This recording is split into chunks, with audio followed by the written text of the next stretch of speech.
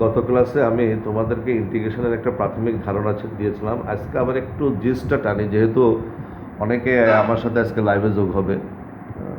তো আমি বলেছিলাম ইন্টিগ্রেশনকে আমরা দুটো ভাগে ভাগ করতে পারি। একটা হলো অনির্দিষ্ট যোগজ আর একটা হলো নির্দিষ্ট যোগজ। অনির্দিষ্ট যোগজের ইংরেজি হচ্ছিল ইনডিফিনিট ইন্টিগ্রেশন, আর নির্দিষ্ট যোগজের ইংরেজি হচ্ছিল ডেফিনিট ইন্টিগ্রেশন। সাধারণত আমরা অনির্দিষ্ট যোগাযোগ করলে আমরা নির্দিষ্ট যোগাযোগ করতে পারি। অনির্দিষ্ট যোগাযোগটা সরাসরি সূত্রের মাধ্যমে আমরা করি, আর নির্দিষ্ট যোগাযোগটা আমরা একটা নির্দিষ্ট ব্যবধিতে সেই জিনিসটা বের করি। এখন অনির্দিষ্ট যোগাযোগ করতে যেয়ে আমাদের কতগুলো সূত্র শিখতে হয়, সেই সূত্রগুলো আমি গত ক্লাসে ব্যাখ্যা করেছি।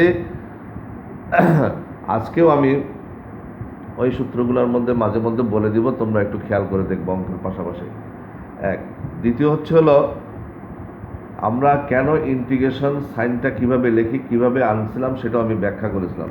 সেটা কি, অনেকগুলা, যেমন আমরা একটা ত্রিভুজের ক্ষেত্রফল বের করতে পারি। ত্রিভুজের ক্ষেত্রফল কি হাফ ইন্টু ভূমি ইন্টু উচ্চতা। আয়তক্ষেত্রের ক্ষেত্রফল বের করতে পারি দৈর্ঘ্য গুণন প্রস্থ। বর্গক্ষেত্রের ক্ষেত্রফল হলো বাহু স্কোয়ার।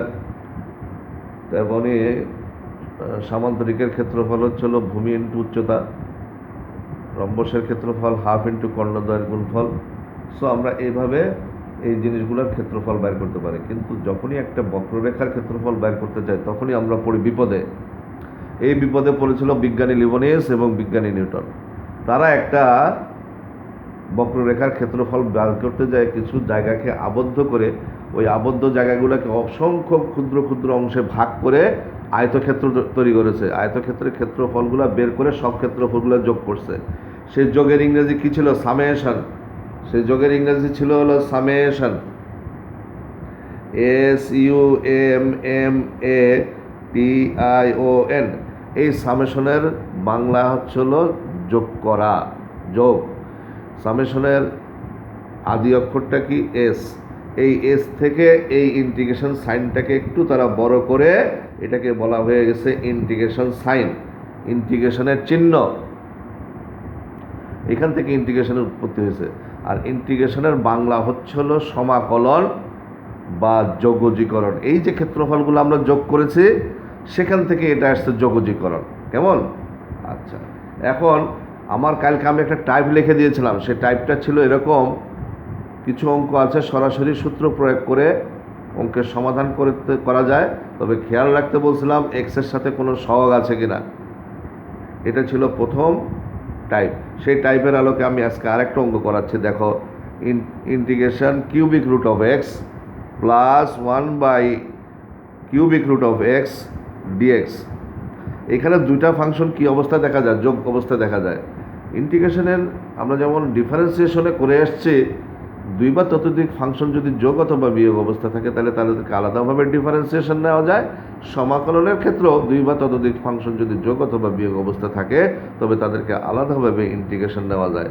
সেই হিসাবে আমি ইন্টিগ্রেশন নিচ্ছি integration cubic root of x dx plus integration 1 by cubic root of x dx. এইভাবে আমি দুইটা ফাংশনকে আলাদাভাবে কল্পনা করতে পারি। এরপরে আমি এটাকে লিখতে পারি integration x to the power 1/3 dx, আর এটাকে লিখতে পারি integration x to the power -1/3। -1/3 কেন? এখানে এক্স টু দি পাওয়ার 1/3 হয়, এটাকে উপরে নিলে এক্স টু দি পাওয়ার -1/3 হয় ডিএক্স। আমি বলেছিলাম কোনো ফাংশনের উপর আমাদের কয় ধরনের ফাংশন আছে আমরা জানি। আমাদের লগারিদমেটিক ফাংশন আছে, আমাদের ইনভার্স ফাংশন আছে, আমাদের অ্যালজাব্রিক ফাংশন আছে, আমাদের এক্সপোনেনশিয়াল ফাংশন আছে, এবং আমাদের ত্রিকোণমিতিক ফাংশন আছে। এই 5 ধরনের ফাংশনের যে কোনো একটা ফাংশনের উপর যদি পাওয়ার থাকে, একটাই সূত্র আছে, only one formula you have. সেটা কি? Integration x to the power n dx, x to the power n+1 divided by n+1। তাহলে সেই সূত্রটাই আমি এখানে অ্যাপ্লাই করতেছি। দেখো, integration x to the power n dx এর formula x to the power 1/3 + 1 divided by 1/3 + 1 plus x to the power -1/3 + 1 divided by -1/3 + 1। এই যে দেখো, এটাকে n ধরেছি, এটাকে n ধরেছি, integration x to the power n dx, x to the power n+1 divided by n+1, integration x to the power n dx হচ্ছিল x to the power n plus one divide by n plus one. Provided condition কি, n এর মান -1 হতে পারবে না, কিন্তু -1/3 হতে পারবে, +1/3 হতে পারবে। যখনই আমি ইন্টিগ্রেশনের সাইনটা আমি ভাঙাই দিব, ইন্টিগ্রেশনের ফর্মুলাটা আমি লিখব, তার সাথে একটা সি যোগ করতে হবে। এটাকে বলা হয় সমাকলনের ধ্রুবক, এটাকে বলা হয় সমাকলনের ধ্রুবক। তাহলে ফাইনালি আমার কি আসলে x to the power 4/3 divided by 4/3 plus integration of -2/3 divided by -2/3 plus c. এরপরে আমি এটাকে উল্টা দিব, 3/4 আসবে নিচে, x to the power 4/3 minus 3/2 x to the power 3/2 minus plus c. এই হলো অ্যান্সার। এইভাবে আমরা সমাকলনের অঙ্কগুলোকে সমাধান করব। এরপরে আমি আরেকটা অঙ্ক দেখাচ্ছি, দেখো। Integration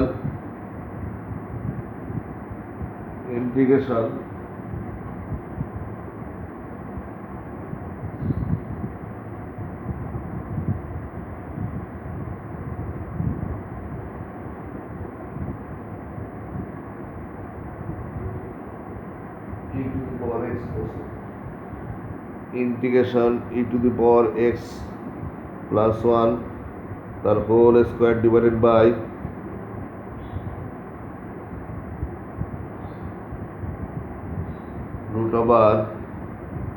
√e to the power x dx. তাহলে আমরা কি করব, দেখো, এ প্লাস বি হোল স্কোয়ারের সূত্রটা প্রথমে অ্যাপ্লাই করব। এটার সূত্রটা কি, এ স্কোয়ার তার মানে e to the power twice x plus 2 into e to the power x plus one. আর এটাকে আমি যদি উপরে নিয়ে আসে, ই to the power -x/2 dx.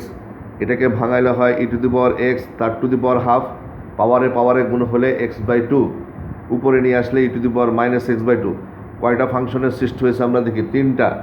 যদি 2 বা ততোধিক ফাংশন যোগ অথবা বিয়োগ অবস্থা থাকে, তাহলে তাদেরকে আলাদাভাবে ইন্টিগ্রেশন নেওয়া যায়। তাহলে আমরা যদি ইন্টিগ্রেশন নিতে যাই আলাদাভাবে, তাহলে কি হয়, সমান সমান integration e to the power twice x into e to the power -x/2 dx, ঠিক আছে, প্লাস 2টা হলো কনস্ট্যান্ট টার্মটা, এটা ইন্টিগ্রেশনের বাইরে বের করে দিলাম, e to the power x into e to the power -x/2 dx plus integration e to the power -x/2 dx. সূচকের নিয়ম, গুণন অবস্থা আছে, ভিত্তি এক থাকলে পাওয়ার কি হয়ে যায়, যোগ হয়ে যায়। তাহলে কি হয়, integration 4x - x divided by 2 তার মানে thrice x divided by 2 dx plus 2, এটা কি হবে e to the power x/2 dx, আর plus integration e to the power -x/2 half into x চিন্তা করতে পারি ডিএক্স। আচ্ছা, আমাদের একটা সূত্র আছে, সেই সূত্রটা কি, এলো সূত্র হচ্ছে হলো integration e to the power mx dx। সূত্রটা হলো 1/m e to the power mx। আমি 3/2টাকে মনে মনে m ধরলে integration e to the power mx dx আসে। তাহলে সূত্রটা কি 1/m, তার মানে 1/3/2, তার মানে 1/m। m কাকে ধরেছি, 3/2কে। তাইলে যায় সূত্রটা দ্বারা e to the power mx dx 1/m e to the power mx plus 2 into, এখানে m কে আমি ধরেছি হাফ, তাহলে হাফকে m ধরলে e to the power mx dx, তার মানে 1/m e to the power mx।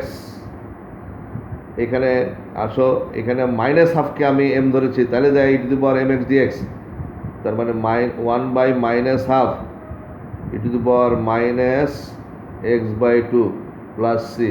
এই সবগুলো ইন্টিগ্রেশন আমি ভাঙাই দিয়েছি, এই জন্য প্লাস সি ধ্রুবক যোগ করা হয়েছে। এটাকে উল্টা দিলে 2/3 হয় e to the power thrice x/2। এটাকে উল্টা দিলে 2 দুগুণে 4 হয় e to the power x/2। এটাকে উল্টা দিলে -2 e to the power -x/2 plus C. এইভাবে আমরা অঙ্কগুলোর সমাধান করব। এই গেল আরেকটা অঙ্ক। এরপরে আসো,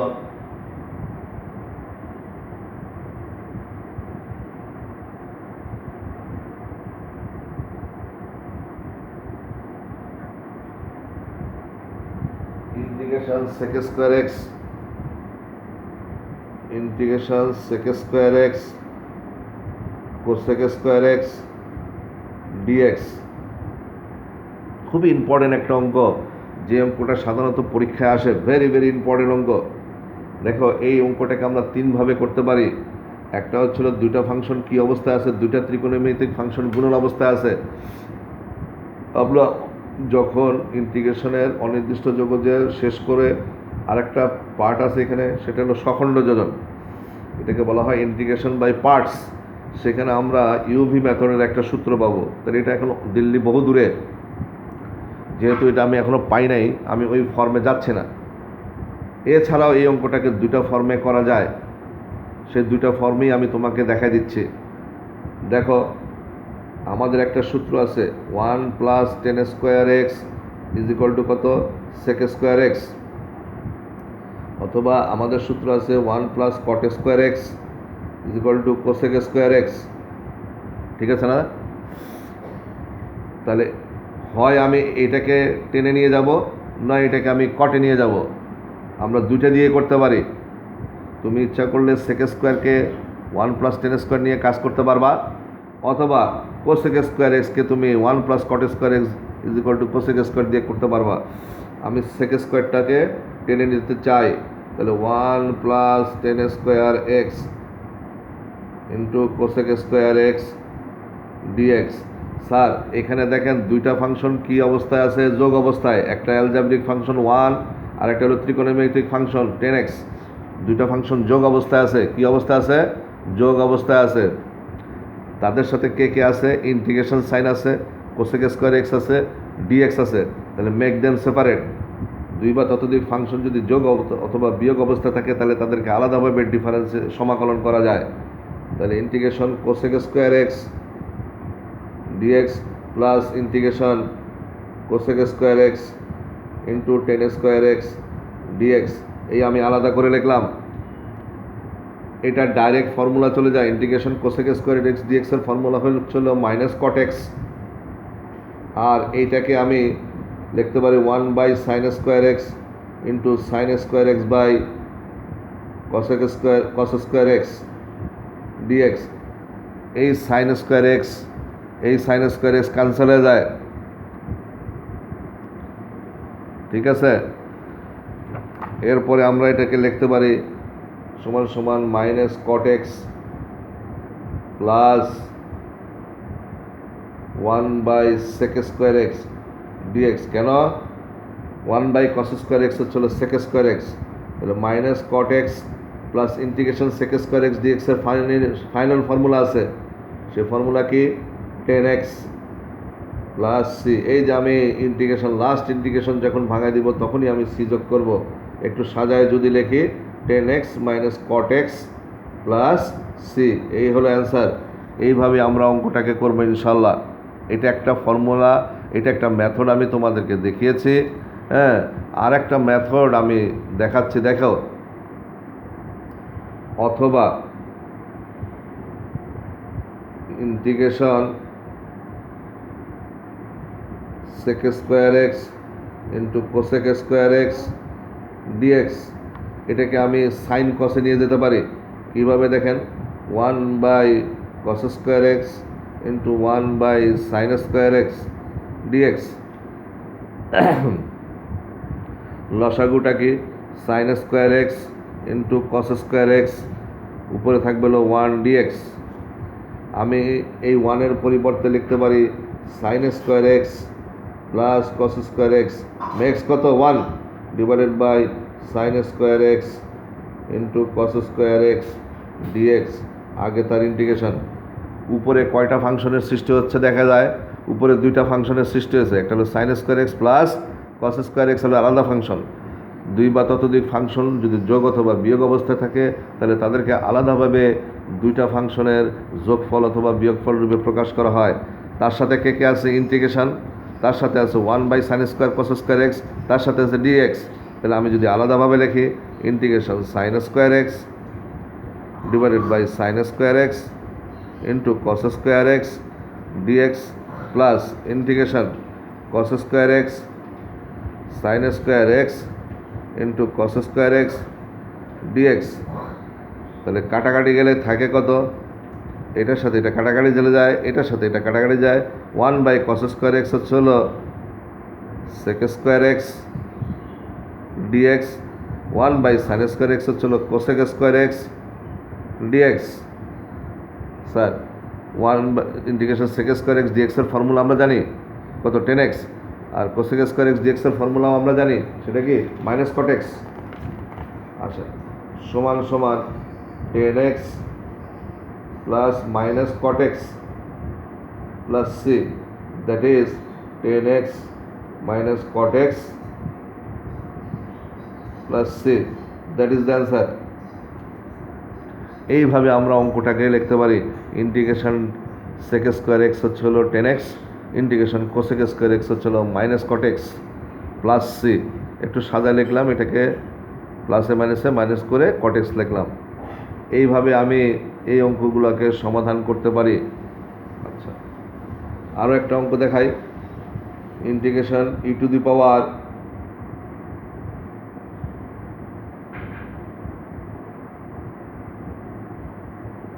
সেভেন এক্স মাইনাস 3 ডিএক্স। আমাদের একটা ফর্মুলা আছে, integration e to the power x dx, integration e to the power x dx হচ্ছে e to the power x. আমি এই পুরো ফাংশনটাকে যদি এই পুরো পাওয়ারটাকে যদি মনে মনে এক্স ধরি, তাইলে যায় সূত্র দ্বারা integration e to the power x dx. Integration e to the power x dx কত, e to the power x 7x minus 3। খেয়াল রাখতে বলছিলাম এক্সের সাথে কোনো শক আছে কি না, এক্সের সাথে শক কত দেখা যায়, 7। ইন্টিগ্রেশনে আসে 7 দ্বারা ভাগ করতে হয় প্লাস সি। এই জিনিসটা যদি আমি ডিফারেন্সিয়েশন করি, একটু খেয়াল করে দেখো ডিফারেন্সিয়েশন আমরা কিভাবে করি, ই to the power 7x minus 3 এক্সের সাপেক্ষে অন্তরীকরণ করলে ডিডি এক্স অফ ওয়াই সমান সমান কী লিখি আমরা, d d x of e to the power 7x minus 3। এটাকে মনে মনে এক্স ধরলে e to the power x, e to the power x হচ্ছে e to the power x 7x minus 3। X যাকে ধরছি তাকে আবার কি করতে হয়, ডিফারেন্সিয়েশন করতে হয় 7x মাইনাস 3। তাহলে ই to the power 7x minus 3, এইটাকে ডিফারেন্সিয়েশন করলে কত হয়, 7টা আগে চলে আসে, 7 into d d x of x কত 1 মাইনাস 0, তার মানে কত হয় e to the power 7x minus 3 into 7। তার মানে ডিফারেন্সিয়েশনের সময় এক্সের শকটা গুণন আকারে আসে, সমাকলনের সময় এক্সের শকটা ভাগ আকারে যায়।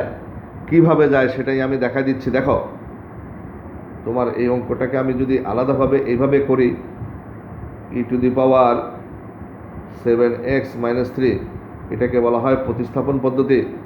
সেই প্রতিস্থাপন পদ্ধতিতে আমি যাই নাই, বাট দেখা দিচ্ছি একটু। এটা যেহেতু সমাকলন করা যাচ্ছে না, এটাকে মনে মনে এক্স ধরলে তাইলে ফর্মুলা চলে যায়। ধরি x is equal Z is equal two 7x minus 3,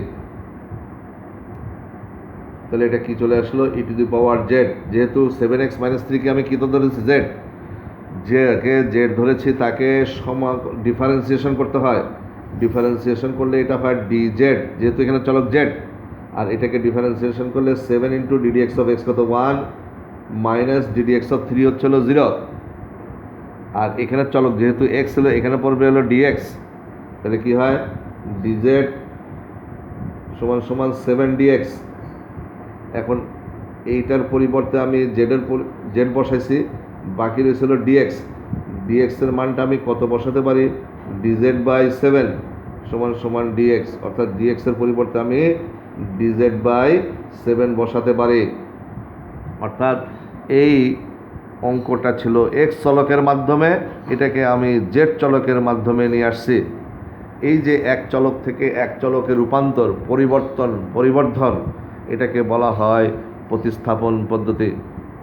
Aseel x চলকে, এটাকে আমি কনভার্ট করে ফেলেছি, ডাইভার্ট করে ফেলেছি, পরিবর্তন করে ফেলেছি Z চলকে।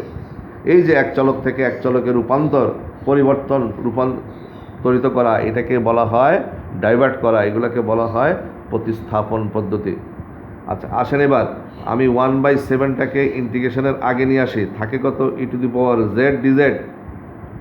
Integration e to the power x dx যদি e to the power x হয়, integration e to the power z dz হবে হচ্ছে হলো e to the power z plus c. What about z? 1/7 e to the power 7x plus 3 plus c. তাহলে দেখো এই অঙ্কটা করতে আমার অনেকগুলো লাইন লাগলো, কিন্তু এটা আমি ডাইরেক্ট লিখেছি, খালি বলেছি কি এটাকে মনে মনে এক্স ধরে সূত্র অ্যাপ্লাই করে দিবে। তাহলে integration e to the power z dz বা integration e to the power x dx হচ্ছে হলো e to the power x. খালি খেয়াল রাখতে বলছি এক্সের সাথে কোনো শক আছে কিনা। এক্সের সাথে যে শকটা থাকে সেটা কী হিসাবে থাকে? ভাগ হিসাবে থাকে। এই যে ভাগ হিসাবে আছে, এই জন্যই আমরা এটাকে ভাগ করে দিই। এই জাতীয় আরেকটা অঙ্ক দেখালে আরেকটু ক্লিয়ার হয়ে যাবে। দেখো ইন্টিগ্রেশন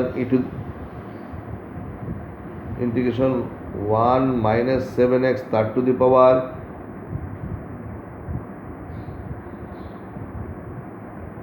5 dx।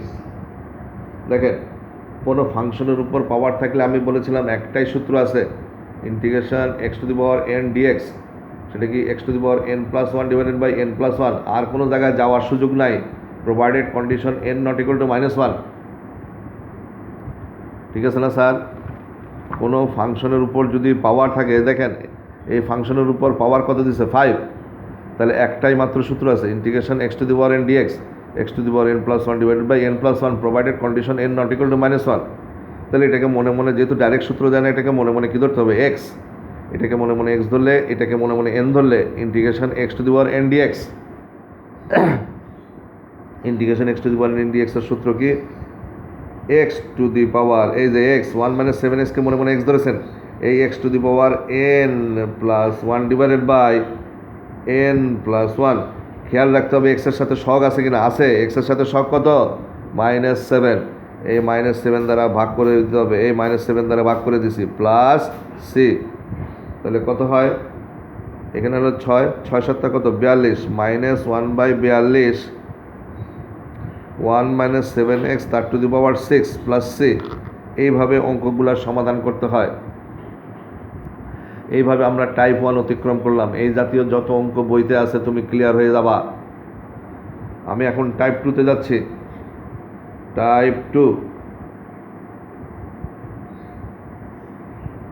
কোনো অঙ্কে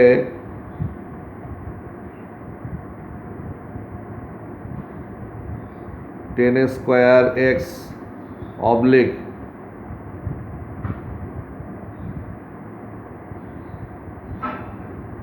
cot স্কোয়ার এক্স থাকলে তবে তাদেরকে যথাক্রমে sec square x oblique cosec square এক্সে রূপান্তরিত করতে হবে।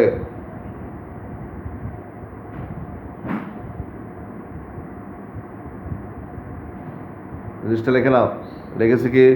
যদি কোনো অঙ্কে tan square x oblique, oblique ভাগ না কিন্তু এটা অবলিক, cot স্কোয়ার এক্স থাকে, তবে তাদেরকে যথাক্রমে sec square x oblique cosec square এক্সে রূপান্তরিত করতে হবে।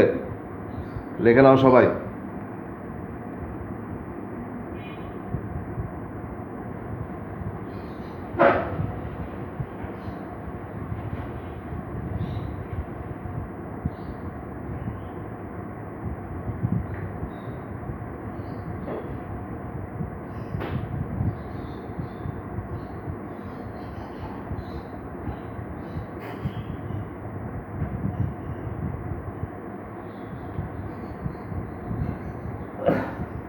সবাই লিখেছো নিশ্চয়ই?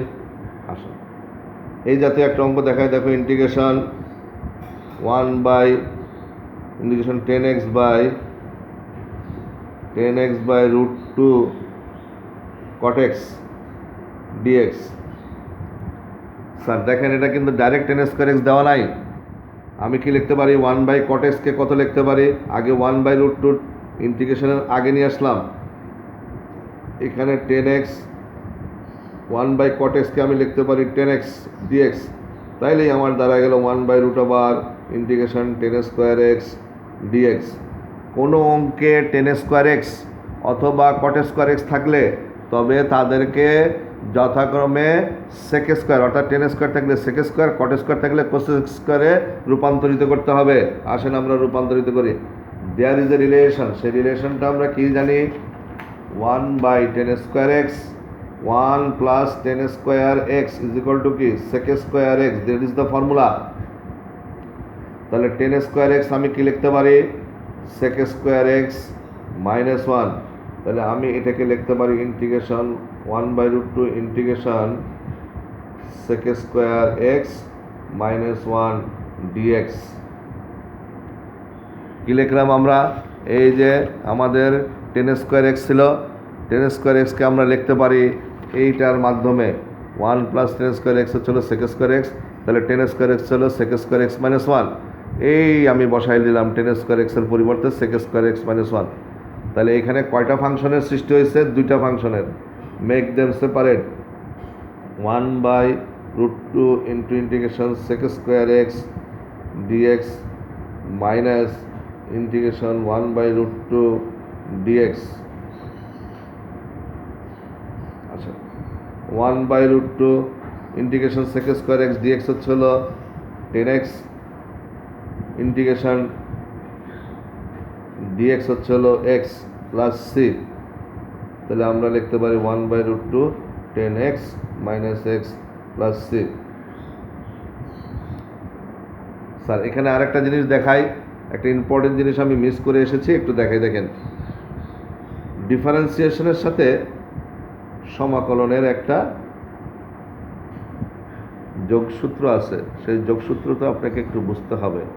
সেটা আমি প্রথম ক্লাসে অবশ্য ব্যাখ্যা করেছিলাম। প্রতি অন্তরজ কী জিনিস সেটা আমি দেখা দিয়েছিলাম। প্রতি অন্তরজটাই হলো সমাকলন। কোনো একটা ফাংশনকে ডিফারেন্সিয়েশন করলে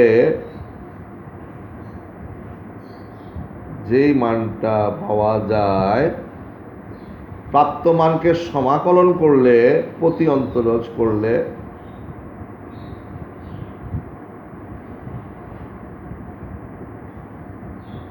ডিফারেন্সিয়েশনের ফাংশনটা বেরোয় আসে। তেমনই integration ddx of cos x হচ্ছে হলো minus sine x, cos x কত, মাইনাস সাইন এক্স। এটাকে আমি যদি আবার সমাকলন করি মাইনাস সাইন এক্স, মাইনাস তো পরে লিখি, সাইন এক্স ডিএক্স হচ্ছে হলো কস এক্স, খালি এই মাইনাসটা এখানে বসে যাবে। তেমনই ডিডিএক্স অফ 10x হচ্ছে হলো কি সেক স্কোয়ার এক্স। তাহলে সেক স্কোয়ার এক্সকে যদি আমি সমাকলন করি, সেক স্কোয়ার এক্সকে যদি আমি সমাকলন করি, তাহলে ডিফারেন্সিয়েশনের ফাংশনটা বেরোয় আসে। আমি আবার বলি, কোনো একটা ফাংশনকে ডিফারেন্সিয়েশন করলে যে মানটা পাওয়া যায় তাকে সমাকলন করলে ডিফারেন্সিয়েশনের ফাংশনটা বেরোয় আসে। তার মানে ইন্টিগ্রেশন কস এক্স হচ্ছিল সাইন এক্স, তেমনি ডিডিএক্স অফ কস এক্স হচ্ছিল মাইনাস সাইন এক্স। তাহলে সাইন এক্সকে সমাকলন করলে ডিফারেন্সিয়েশনের ফাংশনটা বেরোয় আসতেছে, এই সাইনটা এখানে বসে গেল। আবার ডিডিএক্স অফ 10x কত সেক স্কোয়ার এক্স, এই সেক স্কোয়ার এক্সকে সমাকলন করলে ডিফারেন্সিয়েশনের ফাংশনটা বেরোয় আসতেছে। তাহলে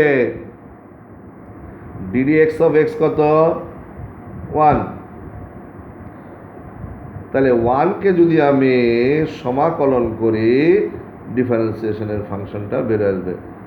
মানে ইন্টিগ্রেশন 1 ডিএক্স হচ্ছে এক্স, ইন্টিগ্রেশন 1 ডিএক্স যে কথা, ইন্টিগ্রেশন ডিএক্স একই কথা এক্স। ইন্টিগ্রেশন ডিএক্স মানে এক্স এর সাপেক্ষে সমাকলন। তাহলে ইন্টিগ্রেশন ডিপি কি হবে, পি এর সাপেক্ষে সমাকলন। ইন্টিগ্রেশন ডিটি কি হবে, ইন্টিগ্রেশন ডিটি হবে টি এর সাপেক্ষে সমাকলন। এরপরে 3 নম্বর টাইপটা লেখো। 3 নম্বর টাইপ হচ্ছে হলো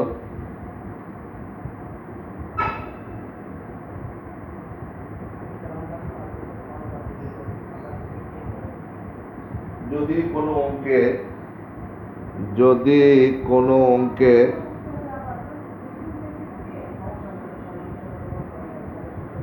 √1 minus sine ax √1 minus sine ax অথবা √1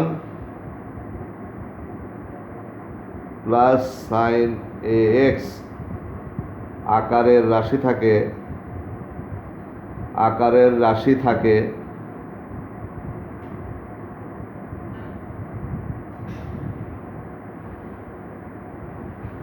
তবে প্রথমে 1 এর পরিবর্তে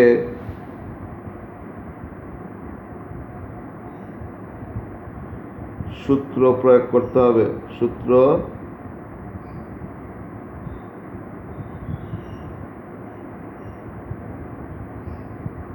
করতে হবে।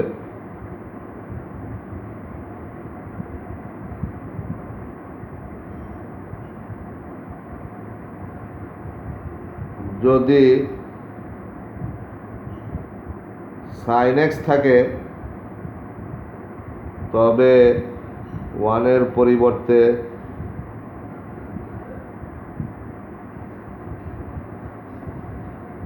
sin square x/2 plus cos square x/2 এবং sin twice x থাকে তবে sin square plus cos square x ব্যবহার করতে হবে।